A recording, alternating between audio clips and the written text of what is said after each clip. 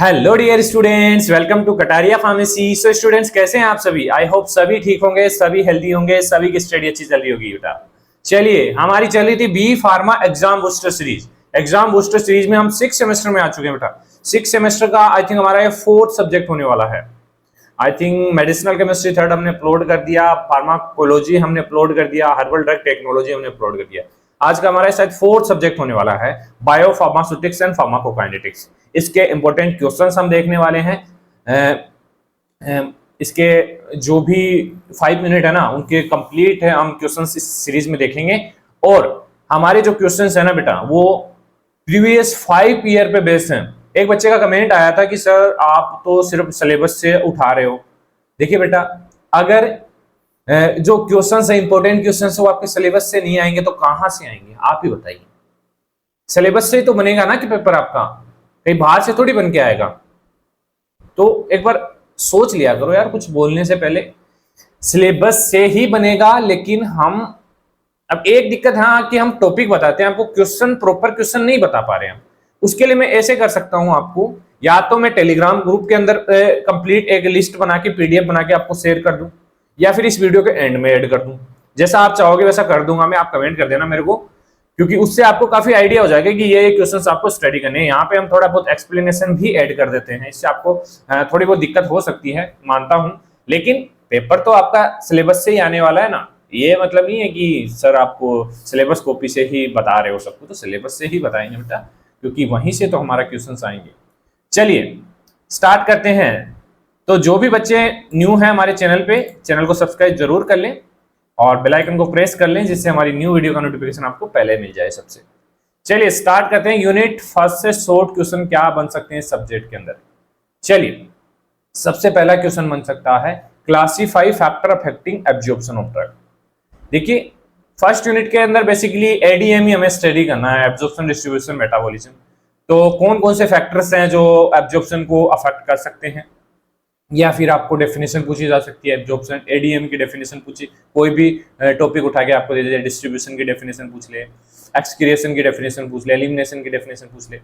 तो यहाँ पे बेसिकली पूछा है classify factor affecting absorption of drug. कौन कौन से फैक्टर हैं, जैसे डिफरेंट डिफरेंट टाइप के फैक्टर्स होते हैं, जैसे फिजियोकेमिकल्स फैक्टर्स होते हैं, फॉर्मुलेशन फैक्टर्स होते हैं, फिजियोलॉजिकल फैक्टर्स होते हैं। फिजियोकेमिकल्स जैसे सॉल्युबिलिटी है, पार्टिकल साइज है, पीके वैल्यू है, और फॉर्मुलेशन जैसे डोजेज फॉर्म है, डिसइंटीग्रेशन, डिसोल्यूशन है।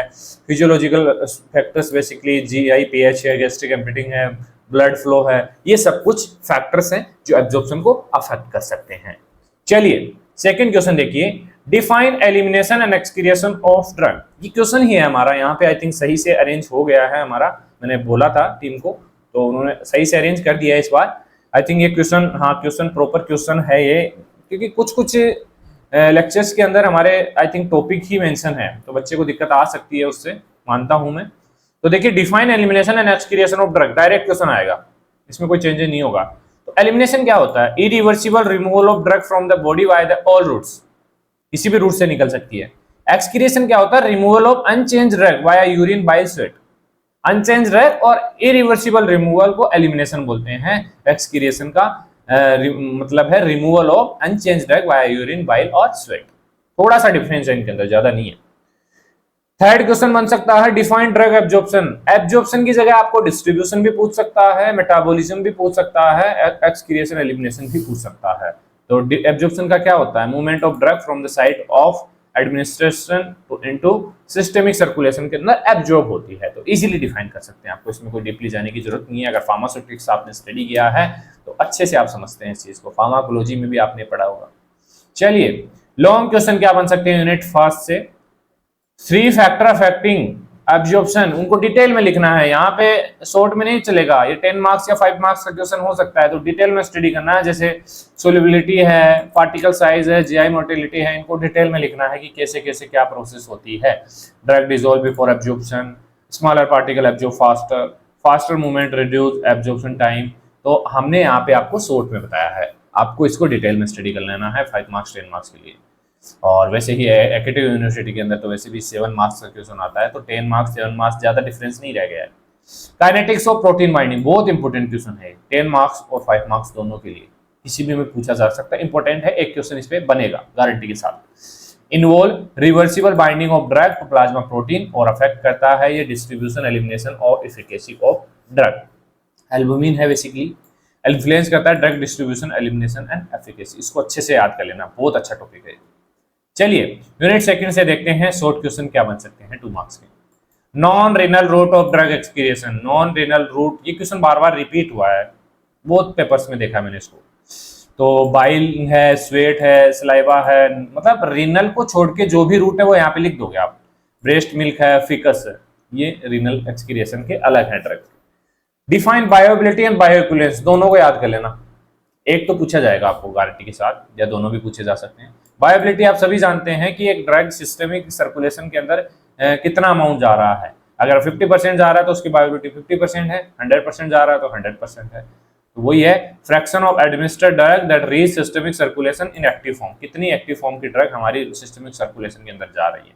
बायोइक्विवेलेंस क्या है, when 2 drug show similar bioavailability, कुछ 2 ड्रग्स हैं उनकी बायोएबिलिटी सिमिलर है लेकिन same effect at the site of action, मतलब when 2 drugs show similar bioavailability and same effect at the site of action, उसको बोलते हैं बायोइक्विवेलेंस, मतलब एक दूसरे के जैसे काम कर रही है ड्रग, उस कंडीशन को बोलते हैं बायोइक्विवेलेंस।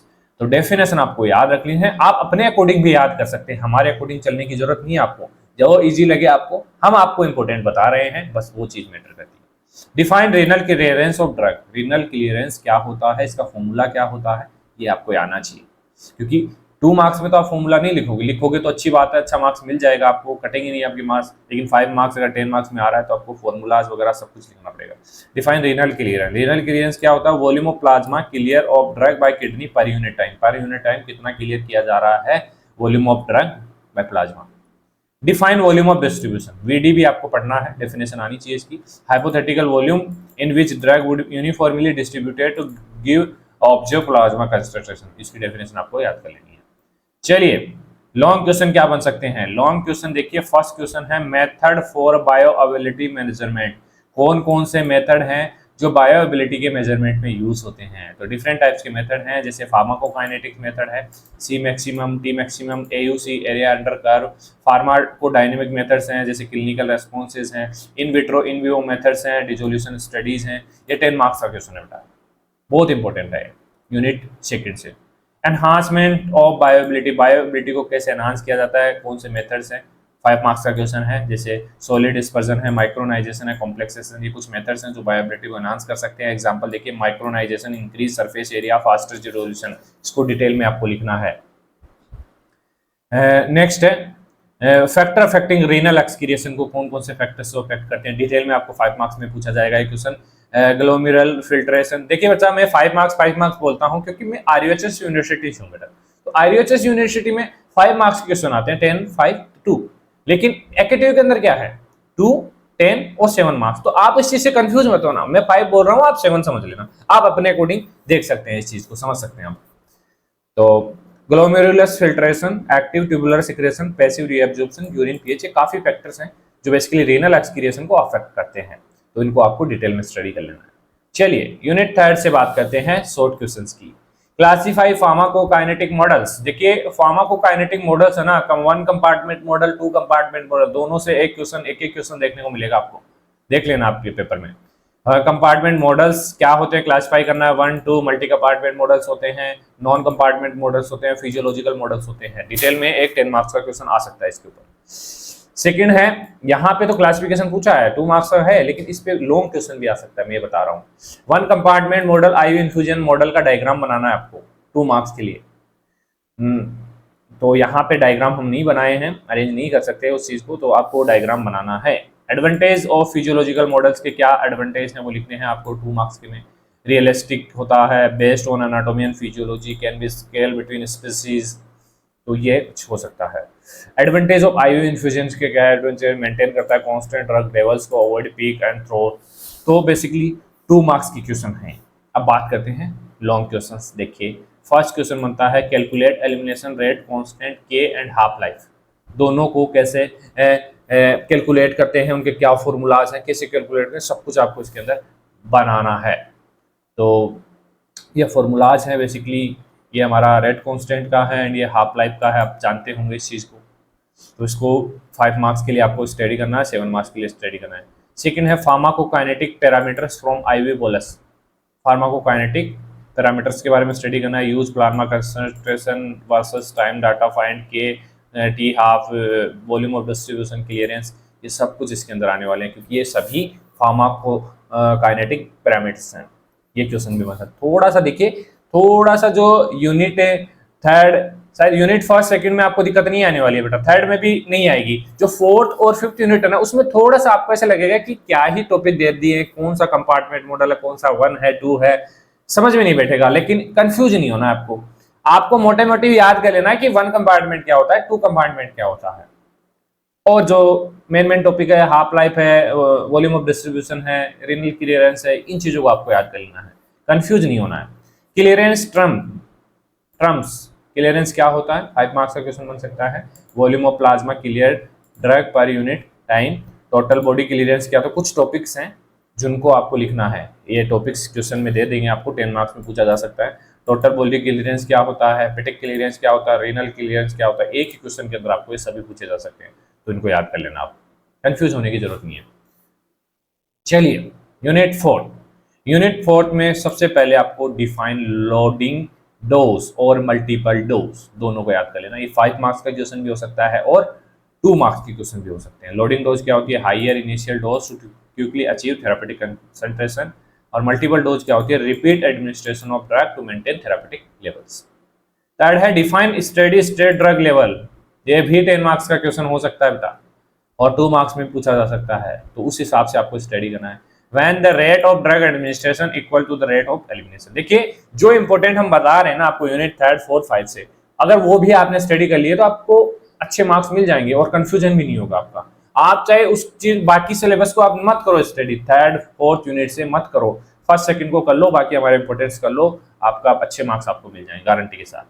2 compartment IV bolus model, diagram के साथ आपको समझाना है। Box for central compartment connected to वेरिको, ये यहाँ पे डायग्राम के बारे में बताया गया है, बाकी डायग्राम आपको देख लेना है। आपके नोट्स अगर आपके पास नहीं है ना, तो हमारा टेलीग्राम ग्रुप ज्वाइन कीजिए कटारिया फार्मेसी के नाम से, उसमें अभी मैंने रिसेंटली लिंक्स अपलोड किए हैं, वहाँ उस लिंक से आप कंप्लीट भी फार्मा 6 सेमेस्टर के नोट डाउनलोड कर सकते हैं, 7 सेमेस्टर के भी हैं, 8 सेमेस्टर के। चलिए लॉन्ग क्वेश्चन क्या बन सकते हैं यूनिट 4 से, 2 कंपार्टमेंट आईवी मॉडल्स क्या होते हैं, उनको अच्छे से आपको स्टडी करना है। कैसे लोडिंग डोज को कैलकुलेट करते हैं, क्या फॉर्मूला होता है, ये 5 मार्क्स का क्वेश्चन हो सकता है। लोडिंग मल्टीपल डोज दोनों आ सकते हैं इसके अंदर। Steady state in multiple dosing क्या होता है, ये भी क्वेश्चन बन सकता है, अभी बताया मैंने क्या फॉर्मूला होता है, कैसे काम करता है। चलिए लास्ट यूनिट से देखते हैं हम शॉर्ट क्वेश्चन क्या बन सकते हैं। Give any 2 reason for non linear pharmacokinetics, क्या रीजन हो सकते हैं। फर्स्ट है saturation of metabolic enzymes, saturation of transport of protein binding sites, ये कुछ 2 रीजंस है नॉन लीनियर फार्माकोकाइनेटिक्स के। सेकंड क्वेश्चन है गिव माइकलिस मेंशन इक्वेशन, देखिए बहुत अच्छा क्वेश्चन है, ये बार बार पूछा जाता है, ये फार्माकोकाइनेटिक्स में ही नहीं, बायो फार्मास्यूटिक्स के नहीं, और सब्जेक्ट के अंदर पूछा जाता है, कि बहुत अच्छा पैरामीटर है, बहुत अच्छी इक्वेशन है, इसकी इक्वेशन आपको आनी चाहिए। अगर 2 मार्क्स में पूछा जा रहा है इक्वेशन, जो भी इसके अंदर जो सी है, सीवी मैक्स है, ये क्या है, ये सब कुछ आपको आने चाहिए। चलिए डिफाइन नॉन लीनियर फार्माकोकाइनेटिक्स क्या होता है, डिफाइन करना है इसको। A type of pharmacokinetic where change in drug dose result in non proportional changes in pharmacokinetics due to saturation in ADME. Pharmacokinetic के अंदर क्या होता है, एडीएम की स्टडी हम करते हैं बेसिकली। तो ये कुछ शॉर्ट क्वेश्चन है यूनिट 5 से।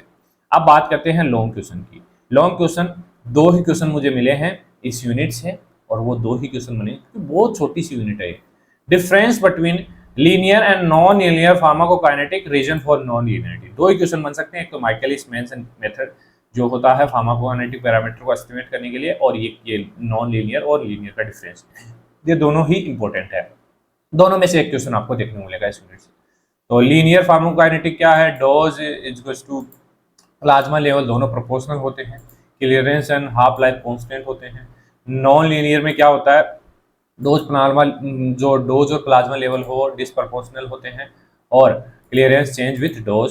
सो चेंजेस हैं इनमें, काफ़ी चेंजेस हैं। Reason for non linearity basically enzyme और transport saturation, saturable protein binding होती है, डोज डिपेंडेंट क्लियरेंस होता है, auto induction inhibition of enzyme होता है इसके अंदर। चलिए, Michaelis Menten method for estimating pharmacokinetic parameters, ये क्वेश्चन भी इंपॉर्टेंट हो सकता है। हो क्या आएगा, ये रिपीट हुआ है क्वेश्चन बेटा, 2 मार्क्स में पूछ लेगा या आपको 5 मार्क्स में पूछ लेगा, तो स्टडी तो आपको करना ही है। बाकी अगर आपको कोई दिक्कत आ रही है तो आप हमें कमेंट कर सकते हैं, हमें जो टेलीग्राम पे ज्वाइन कर लीजिए, इंस्टाग्राम पेज पे फॉलो कर लीजिए, वहां जाके आप बात कर सकते हैं। चलिए मिलते हैं नेक्स्ट वीडियो के अंदर, धन्यवाद।